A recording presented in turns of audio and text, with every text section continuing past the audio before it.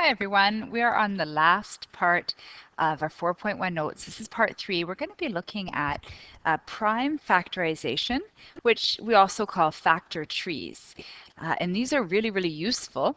In fact, they're a really easy way to figure out what the square root or the cube root of a number is, particularly if I don't have a calculator around. Okay. They also help us understand where we get the factors that make up a particular number. So we're in our notes. At the top of your page there, it says prime factorization. I believe that's page 8 of your notes. And a couple of things I want to define before we go ahead and start this. I'd like to start off by defining what is a prime number, because this word prime here is referring to a prime number. And I also want to talk about what is a factor. Okay, so we're just going to do 2 quick definitions. We've got a little bit of room to the side, so let's go ahead and write that out over here. So a prime number, you probably remember these, but you may not remember exactly what they are, but you've probably heard the term prime number. And a prime number is a number that can only be divided by itself or 1. So this is a number, okay, that can only be divided by 1 or by itself. Okay. It also must be a whole number. Okay, so a positive whole counting number greater than 1.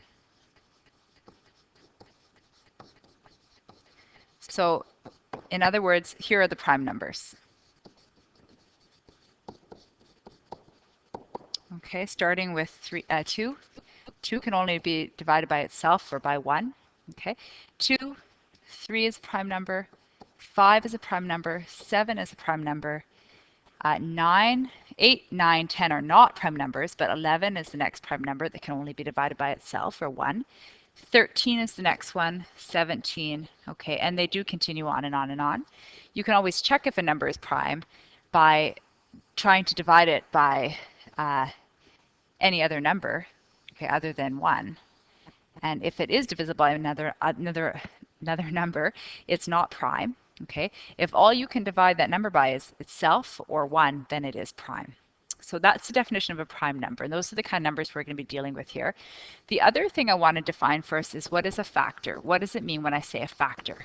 Because we actually use this word factor a lot in math. In this unit, we're going to be using it.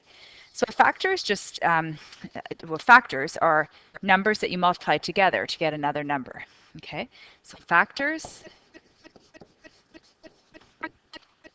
are numbers, okay, that you multiply to get another number, or to get a number, to get a product. So, for example, okay, 2 times 5 gives me 10. This is a true statement. 2 times 5 is equal to 10. Well, 2 and 5 are the factors. So 2 is one factor of 10, and 5 is another factor of 10. Okay, so that's what factors mean. They're literally the numbers that get used in a multiplication. So let's just leave some of those definitions to the side. What we're going to look at now is how to use a factor tree. And a factor tree is where you take a number and you literally break it down into all the factors that you can think of until you get to only prime numbers at the bottom. So we're trying to figure out what are the prime factors of 27. Okay, and what we do is you just start by thinking, well, 27 is my number. I'm going to put it at the top of the tree. Okay, and what I want to do is think about what factors give me 27. So just like 10, what numbers are going to give me 27? Now I know 1 times 27 is going to give me 27, but 1 is not a prime number. Okay, so I'm going to skip right ahead to 2. I'm just going to start with the prime numbers. Okay, well, 27 is not divisible by 2. It's not going to work out for me. That gives me 13.5, which is, I want to know what are the whole numbers, the prime factors. So let's try 3. Okay, well, 3 if I divide 27 by 3, I get 9. So 3 times 9, there's a factor. Those are two factors of 27. Okay. 3 is a prime factor. Okay. But 9 is not prime. Okay. 9 can still be divided by another number other than itself. And you might recognize that 9 can be divided by 3. 3 times 3 will give me 9. Okay.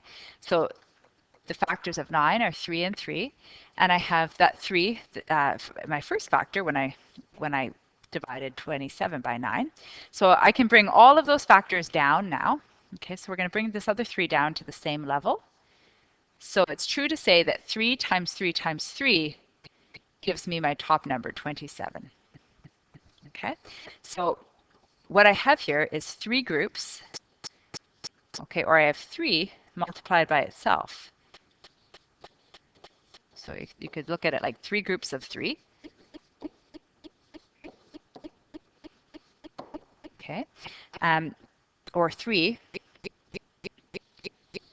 okay, multiplied by itself 3 times, which is the same as saying that's 3 exponent 3. Because remember that an exponent tells you how many times to use that factor 3 in a multiplication. So an exponent tells me to multiply 3 by itself 3 times. So by doing a factor tree on the number 27, I figured out that the prime factors of 27 are 3, and there's 3 of them. So it's equal to 3 cubed. So that's what I figured out here. 3 cubed is equal to 27. So if I wanted to know what's the cube root of 27, well, it's equal to 3. If I take the cube root of 27, I know that the factor I would use in a multiplication 3 times would be this factor 3. Okay, and so there's a quick and easy way for me to figure that out. So I can express this now as a perfect cube. 3 cubed is equal to 27. Let's do another one. Okay, so we've got 2 more here. We have evaluate using prime factorization. So that means use a factor tree. We want to figure out the cube root of 64. Okay, so we start with the number 64 at the top of our tree. The fact that I'm looking for a cube root, okay, means that at the end of my factor tree, I am going to be looking for what number, okay, multiplied. I'm looking for some factor, okay, that when cubed gives me 64. That's what I'm going to be looking for at the end of this. Okay, I want to know what is this factor right here, that when I cube it, it gives me 64. Okay, that's what a cube root is. Okay.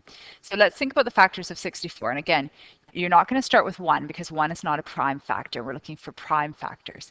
So I start with 2. Can 2 go into 64? Yes. Okay, 2 times 32 will give me 64. So I can divide 64 by 2 and it gives me 32. Well, there's one prime factor. Okay, let's continue to factor the number 32 because I know it's not a prime number. Well, let's take 32 and divide it by 2. Does that give me a whole number? Yes, it does. 2 times 16 gives me 32. And I can continue with 16. It's not a prime number, so I try dividing that one by 2. Okay, and it gives me 8. 2 times 8 gives me 16. And so I continue. 8 is not prime. I can divide 8 by 2 as well. And that gives me 4. And I think you can see where we're going here. Finally, I get 4 is equal to 2 times 2. Okay, and now I've gotten down to 2 and 2 are prime numbers. I can't go any lower than that and still be a prime number. So what I do here, okay, here's my answer. And I'm going to bring down all of those other 2's from above. So bring down this 2. Okay, bring down this 2. Bring down this 2, just so that we can see it all in one line. Okay, and then bring down that first 2. So I have to bring down several 2's here. And let's see what we have. 2 times 2 times 2 times 2 times 2 times 2 is equal to 64. Well, if I want to figure out what the cube root of this is, okay, cube root means put these into 3 equal groups. Okay, So in other words, what factor multiplied by itself 3 times will give me 64? So if we're looking for a cube root, okay, we're going to group these numbers into 3 equal groups. So let's go ahead and do that. Okay, so 3 equal groups will be, well, let's see, if they all have to be equal and I need 3 groups of them, then I can only have 2 2s in each group. So there's 1 group, there's 2 groups, and there's 3. So there's my 3 equal groups. Okay, well, let's look then. That's going to be whatever is inside each group can be written as being cubed. Okay, so what's the value of each group? Well, 2 times 2 is equal to 4. Okay, so each one of these groups is equal to 4. Okay, so I can say that this is 4 cubed. 4 cubed is equal to 64. Okay, or the cube root of 64 is equal to 4. There's other, this factor tree actually gives me a few things. I could have also figured out what's the square root of 64 using the same tree. Okay, if I wanted to do that, the square root of 64 is just saying, well, if I put this into 2 equal groups, what would be the value of each group? Well, if you put them into 2 equal groups, you don't have to do this for now, but I'll show you. Okay, 2 equal groups would have to have 3 2s in each group. So what's the square root of 64? Okay, well, when I factor it, it's going to be 2 equal factors times by themselves. So if I can put these into 2 groups, okay, well, what's the value of each group? 2 times 2 times 2 is 8. So 8 multiplied by itself, or 8 squared, okay, gives me 64. In other words, the square root of 64 is equal to 8. So these factor trees are really great, especially if you don't have a calculator. You can figure out the answer. Okay, finally, another way that we could have written this answer. Now, I was asked for the cube root, so I would, once I did my first answer, I am done. But I just want to show you that this is also equal to another way that you could express 64 after you factor it, is you have 2. How many times do you use that 2 in a multiplication? 1, 2, 3, 4, 5, 6 times. So this is the same as 2 to the exponent 6. 2 to the exponent 6 is 64. So there's we can figure out a whole bunch of information by factoring a number using a factor tree. Let's do the square root of 144 using a factor tree. So square root means that I'm looking for some number, okay, multiplied by itself once or twice, sorry, so squared. Okay, so I am, whatever this number is right here, okay, it's going to be my answer. So I'm looking for what number, okay, multiplied by itself will give me 144. So we start our factor tree by putting 144 at the top, and then we start by dividing it by, well, we can start with 2 and ask ourselves, does 2 go into 144? Can I divide 144 by 2? Yes, I can. Okay, if you couldn't, you'd go to 3, go to the next prime number. Okay, but in this case, 72 times 2 gives me 144. And then I could try 72 divided by 2, and it will work. It gives me 36.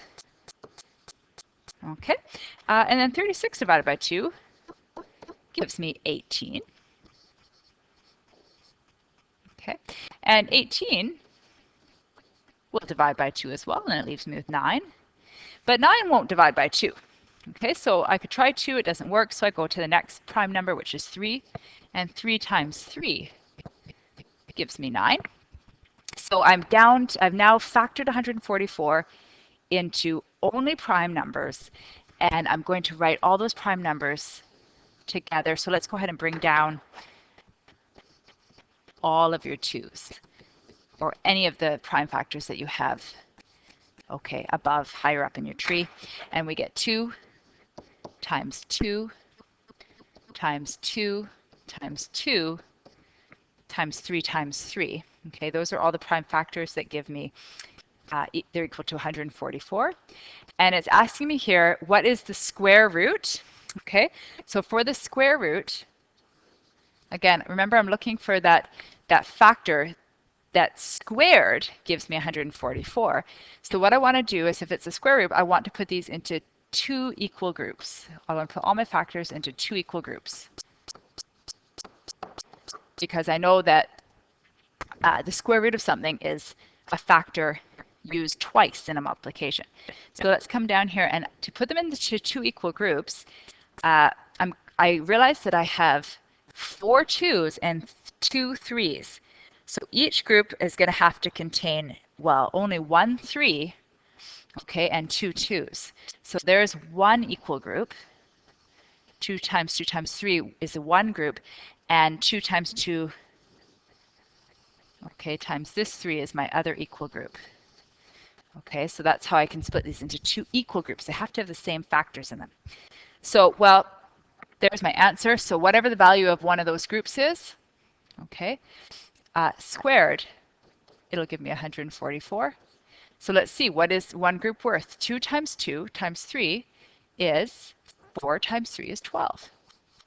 So my answer is 12. So by using a factor tree, if I didn't have a calculator, I couldn't think of the square root of 144, I could still figure it out. And it's equal to 12. So the square root of 144 is equal to 12. And there's my final answer. So these are kind of fun, a little bit of problem solving.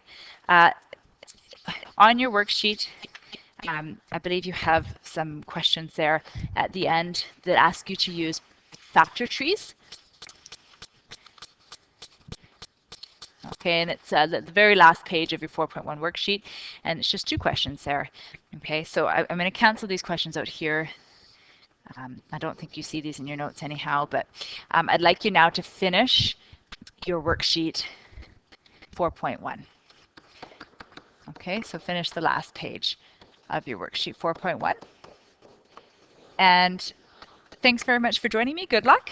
See you next time. Bye.